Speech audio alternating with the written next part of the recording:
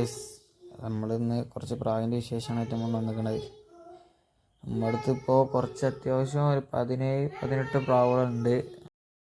അപ്പോൾ നമ്മളെ പ്രാവുംകൂട്ടിൽ ഇപ്പോൾ കുറച്ച് പ്രാവുകളുണ്ട്. നമ്മളെ ബ്രോ നമുക്ക് തന്നതാണ്. അത് ഫുള്ള് പറവയാണ്. ഒരു 7-8 പ്രാവിനെ നമുക്ക് തന്നിന്ന്.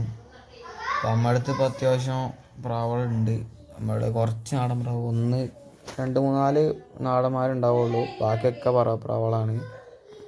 പിന്നെ നമ്മൾ പുതിയ 3 കുഞ്ഞന്മാർ ഇറങ്ങിയിരിക്കണ്. 2 പറവയും ഒരു നാടനുമാണ്.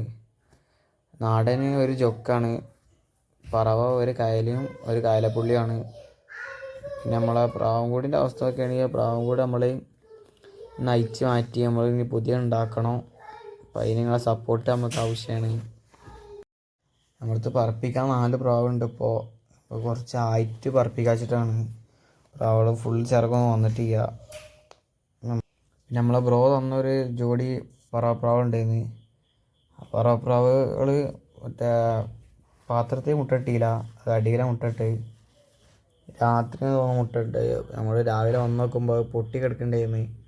അപ്പോൾ നമ്മൾ രണ്ടാമത് മുട്ട കിട്ടും വിചാരിച്ചു, പക്ഷേ അതും അതേപോലെ തന്നെ പൊട്ടി കിടക്കണ്ടായിരുന്നു. അപ്പോൾ ഇത്രയുള്ള നമ്മൾക്ക് വീഡിയോ ഇഷ്ടപ്പെട്ട ലൈക്ക് ചെയ്യുക, ഷെയർ ചെയ്യുക, സബ്സ്ക്രൈബ് ചെയ്യുക. അപ്പോൾ അടുത്ത വീഡിയോ കാണാം. അതുവരേക്കും ബായ്.